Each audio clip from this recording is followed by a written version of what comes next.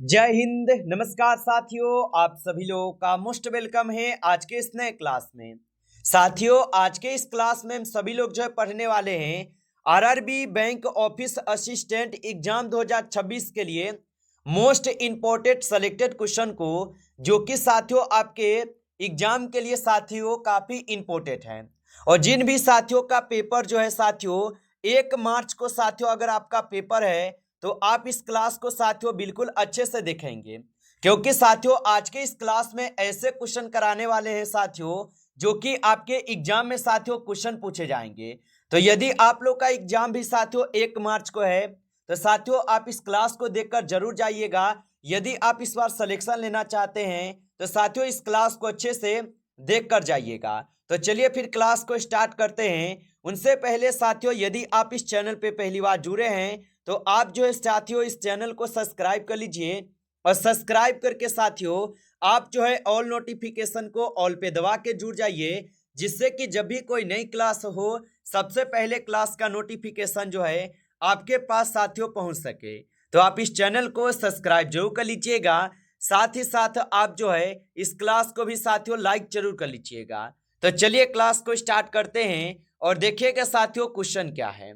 साथियों क्वेश्चन दिया गया है कि जिम कॉर्बेट राष्ट्रीय उद्यान जो है किस राज्य में है। चलिए बताएंगे साथियों। साथियों ये ऐसे सिलेक्टेड क्वेश्चन है जो कि साथियों आपके एग्जाम में जो है 100% साथियों ये सभी क्वेश्चन आपके पूछे जाएंगे। तो आप अच्छे से इन सभी क्वेश्चन को याद करके जाइएगा। और बताएंगे साथियों कि जिम कॉर्बेट राष्ट्रीय उद्यान किस राज्य में स्थित है। तो साथियों आप याद रखेंगे जिम कॉर्बेट राष्ट्रीय उद्यान जो है उत्तराखंड में स्थित है। ऑप्शन ए यहाँ पे इस क्वेश्चन का सही जवाब है, उत्तराखंड में स्थित हो जाएंगे। चलिए अगला क्वेश्चन देखेंगे साथियों कि काजीरंगा राष्ट्रीय उद्यान किस जीव के संरक्षण के लिए साथियों प्रसिद्ध है। चलिए बताएंगे साथियों कि काजीरंगा राष्ट्रीय उद्यान किस जीव के संरक्षण के लिए प्रसिद्ध हो जाएंगे। तो याद रखिएगा साथियों यह प्रसिद्ध है आपके एक सिंह वाला गेंडा के लिए। ऑप्शन यहाँ पे 20 क्वेश्चन का सही जवाब होगा। चलिए अगला प्रश्न साथियों कि गिर राष्ट्रीय उद्यान किस राज्य में है। चलिए बताएंगे साथियों कि गिर राष्ट्रीय उद्यान किस राज्य में स्थित है। तो याद रखिएगा साथियों गिर राष्ट्रीय उद्यान जो है साथियों यह स्थित है आपके गुजरात में। ऑप्शन सी कीजिएगा साथियों सही जवाब, गुजरात में स्थित है साथियों, याद रखिएगा। चलिए अगला प्रश्न देखिएगा कि सुंदरवन राष्ट्रीय उद्यान किस प्रकार के वन के लिए साथियों प्रसिद्ध है।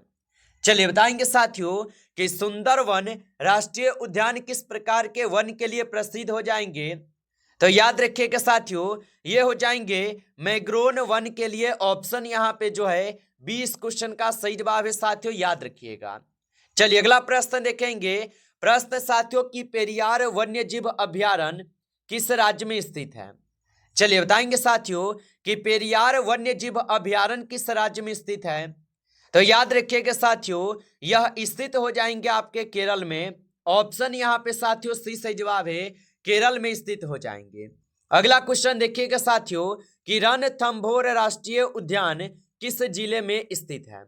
चलिए बताएंगे साथियों कि रणथंभौर राष्ट्रीय उद्यान किस जिले में स्थित है। तो याद रखिएगा साथियों यह स्थित हो जाएंगे साथियों सवाई माधोपुर में। ऑप्शन यहाँ पे जो है 20 क्वेश्चन का सही जवाब है, सवाई माधोपुर में होगा। अगला प्रश्न देखेंगे साथियों कि हेमिस राष्ट्रीय उद्यान किस केंद्र शासित प्रदेश में है। चलिए बताएंगे साथियों कि हेमिस राष्ट्रीय उद्यान किस केंद्र शासित प्रदेश में है। तो साथियों आप याद रखेंगे यह आपके लद्दाख में है। ऑप्शन ए यहाँ पे इस क्वेश्चन का सही जवाब होगा साथियों, लद्दाख में हो जाएंगे, याद रखिएगा। अगला क्वेश्चन है कि भारत का पहला राष्ट्रीय उद्यान जो है साथियों कौन सा है। चलिए बताएंगे साथियों कि भारत का पहला राष्ट्रीय उद्यान कौन सा है। तो याद रखेंगे साथियों भारत का पहला राष्ट्रीय उद्यान जो है साथियों यहाँ पे जिम कॉर्बेट राष्ट्रीय उद्यान है। ऑप्शन यहाँ पे बी कीजिएगा सही जवाब, जिम कॉर्बेट राष्ट्रीय उद्यान है। अगला क्वेश्चन है कि केवला देव राष्ट्रीय उद्यान किसके लिए प्रसिद्ध है। चलिए बताएंगे साथियों कि केवला देव राष्ट्रीय उद्यान किनके लिए प्रसिद्ध हो जाएंगे। तो याद रखिएगा साथियों ये प्रसिद्ध हो जाएंगे आपके प्रवासी पक्षी के लिए। ऑप्शन यहाँ पे 20 क्वेश्चन का सही जवाब है प्रवासी पक्षी के लिए हो जाएंगे। अगला क्वेश्चन है साथियों कि नंदा देवी राष्ट्रीय उद्यान किस राज्य में स्थित है। चलिए बताएंगे साथियों कि नंदा देवी राष्ट्रीय उद्यान किस राज्य में स्थित है। तो याद रखिएगा साथियों, नंदा देवी राष्ट्रीय उद्यान जो है साथियों यह स्थित हो जाएंगे साथियों आपके उत्तराखंड में। ऑप्शन बी करेंगे सही जवाब साथियों, उत्तराखंड में स्थित है, याद रखिएगा। चलिए अगला क्वेश्चन है कि मानस राष्ट्रीय उद्यान किस राज्य में है। चलिए बताएंगे साथियों कि मानस राष्ट्रीय उद्यान किस राज्य में है। तो याद रखिएगा साथियों, मानस राष्ट्रीय उद्यान जो है साथियों यह स्थित हो जाएंगे आपके साथियों असम में। ऑप्शन ए यहाँ पे इस क्वेश्चन का सही जवाब है साथियों, असम में हो जाएंगे, याद रखिएगा।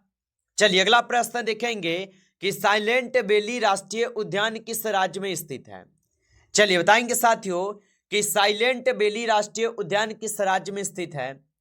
तो याद रखिएगा साथियों, साइलेंट वैली राष्ट्रीय उद्यान जो है साथियों केरल में स्थित है। ऑप्शन यहाँ पे 20 क्वेश्चन का सही जवाब है साथियों, केरल में स्थित हो जाएंगे। अगला क्वेश्चन है कि डाची गाम राष्ट्रीय उद्यान किसके संरक्षण के लिए साथियों प्रसिद्ध है। चलिए बताएंगे साथियों कि डाची गाम राष्ट्रीय उद्यान किसके संरक्षण के लिए प्रसिद्ध है। तो याद रखिएगा साथियों, यह हंगुल हिरन के लिए प्रसिद्ध हो जाएंगे। ऑप्शन यहाँ पे 20 सही जवाब होगा। चलिए अगला क्वेश्चन देखिएगा, बंदीपुर राष्ट्रीय उद्यान किस राज्य में स्थित है। चलिए बताएंगे साथियों कि बंदीपुर राष्ट्रीय उद्यान किस राज्य में स्थित है। तो साथियों आप याद रखेंगे बंदीपुर राष्ट्रीय उद्यान जो है साथियों कर्नाटक में स्थित है। ऑप्शन बी कीजिएगा सही जवाब, कर्नाटक में स्थित हो जाएंगे। अगला क्वेश्चन देखेंगे साथियों कि सिमलीपाल राष्ट्रीय उद्यान किस राज्य में है। चलिए बताइए साथियों, और साथियों आप लाइक जो है ना इस क्लास को नहीं किए होंगे तो साथियों आपसे छोटा सा रिक्वेस्ट है, आप इस क्लास को साथियों एक बार ज्यादा से ज्यादा आप लाइक कर लीजिएगा। नए जुड़े हैं चैनल पे तो आप जो है इस चैनल को सब्सक्राइब करके ऑल नोटिफिकेशन को ऑल पे दबा के जुड़ जाइए, जिससे कि जब भी कोई नई क्लास हो सबसे पहले क्लास का नोटिफिकेशन जो है आपके पास साथियों पहुंच सके। तो आप इस चैनल को सब्सक्राइब जरूर कर लीजिएगा। और बताएंगे साथियों कि सिमलीपाल राष्ट्रीय उद्यान किस राज्य में है। तो याद रखिएगा साथियों ये हो जाएंगे आपके ओडिशा में। ऑप्शन ए कीजिएगा सही जवाब, ओडिशा में हो जाएंगे साथियों, याद रखेंगे। अगला क्वेश्चन है कि पन्ना राष्ट्रीय उद्यान किस नदी के किनारे स्थित है। चलिए बताएंगे साथियों कि पन्ना राष्ट्रीय उद्यान किस नदी के किनारे स्थित है। तो याद रखेंगे साथियों पन्ना राष्ट्रीय उद्यान जो है ये केन नदी के किनारे स्थित है। ऑप्शन बी करेंगे सही जवाब, साथियों केन नदी के किनारे स्थित हो जाएंगे। अगला क्वेश्चन देखेंगे साथियों, क्वेश्चन है कि ग्रेट हिमालय राष्ट्रीय उद्यान किस राज्य में है। चलिए बताएंगे साथियों कि ग्रेट हिमालय राष्ट्रीय उद्यान किस राज्य में है। तो याद रखेंगे साथियों ग्रेट हिमालय राष्ट्रीय उद्यान जो है साथियों हिमाचल प्रदेश में है। ऑप्शन यहाँ पे बी कीजिएगा सही जवाब साथियों, हिमाचल प्रदेश में स्थित हो जाएंगे। अगला क्वेश्चन है इंद्रावती राष्ट्रीय उद्यान किस राज्य में स्थित है। चलिए बताएंगे साथियों कि इंद्रावती राष्ट्रीय उद्यान किस राज्य में स्थित है। तो याद रखेंगे साथियों इंद्रावती राष्ट्रीय उद्यान जो है साथियों ये स्थित हो जाएंगे कहाँ पे। तो आप याद रखेंगे साथियों छत्तीसगढ़ में स्थित है। ऑप्शन यहाँ पे 20 क्वेश्चन का सही जवाब हो जाएंगे साथियों, छत्तीसगढ़ में स्थित है। चलिए अगला क्वेश्चन है कि यहाँ पे बालकाक्रम राष्ट्रीय उद्यान किस राज्य में है। चलिए बताएंगे साथियों कि बालपाक्रम राष्ट्रीय उद्यान किस राज्य में है। तो साथियों बालपाक्रम राष्ट्रीय उद्यान जो है साथियों ये स्थित है मेघालय में।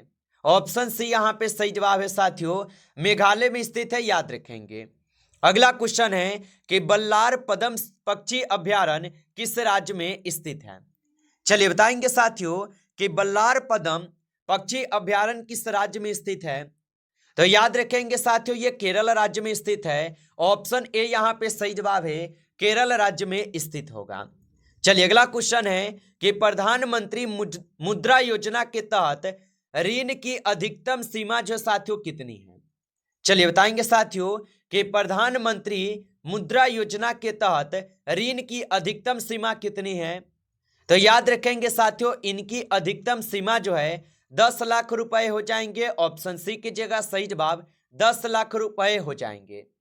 अगला क्वेश्चन देखेंगे साथियों, क्वेश्चन है कि स्टैंड ऑफ इंडिया का उद्देश्य क्या है।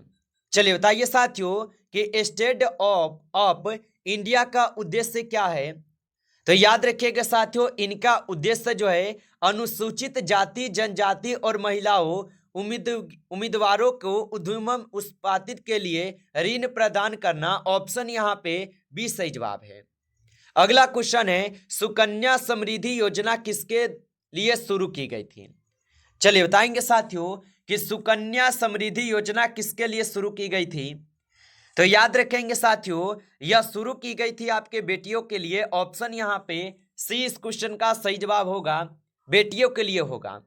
अगला प्रश्न देखेंगे, प्रधानमंत्री आवास योजना का लक्ष्य क्या है। चलिए बताएंगे साथियों कि प्रधानमंत्री आवास योजना का लक्ष्य क्या है। तो याद रखेंगे साथियों, इनका लक्ष्य जो है 2022 तक सबके लिए आवास है। ऑप्शन यहाँ पे साथियों बी करेंगे सही जवाब। अगला प्रश्न देखेंगे, आयुष्मान भारत योजना के तहत प्रति परिवार प्रति वर्ष कितना स्वास्थ्य कवर जो है दिया जाता है। चलिए बताएंगे साथियों कि आयुष्मान भारत योजना के तहत प्रति परिवार और प्रति वर्ष कितना स्वास्थ्य कवर दिया जाता है। तो याद रखेंगे साथियों, यहाँ पे 5 लाख रुपए दिए जाते हैं। ऑप्शन सी यहाँ पे सही जवाब है। अगला क्वेश्चन है, भारतीय स्टेट बैंक का विलय जो है ये किस वर्ष जो है हुआ था। चलिए बताएंगे साथियों कि भारतीय स्टेट बैंक का जो विलय है ये किस वर्ष हुआ था। तो याद रखेंगे साथियों, इनका विलय जो होता है 1955 में होता है। ऑप्शन यहाँ पे 20 क्वेश्चन का सही जवाब है, 1955 में हुआ था। अगला क्वेश्चन है कि ई नाम पोर्टल किस क्षेत्र से संबंधित है। बताइए साथियों कि ई नाम पोर्टल किस क्षेत्र से संबंधित हो जाएंगे। तो याद रखिएगा साथियों, ये कृषि विपणन से हो जाएंगे। ऑप्शन यहाँ पे सी इस क्वेश्चन का सही जवाब है। अगला क्वेश्चन है कि राष्ट्रीय आयुष मिशन का संबंध जो है किससे है। चलिए बताएंगे साथियों कि राष्ट्रीय आयुष मिशन का संबंध किससे होगा। तो याद रखिएगा साथियों, ये हो जाएंगे आपके किससे। तो यहाँ पे इस क्वेश्चन का सही जवाब जो है ऑप्शन बी यहाँ पे सही जवाब है साथियों। अगला क्वेश्चन है, भारतीय रिजर्व बैंक आरबीआई का मुख्यालय जो है साथियों कहाँ स्थित है। चलिए बताएंगे साथियों कि भारतीय रिजर्व बैंक का जो मुख्यालय साथियों कहाँ स्थित है।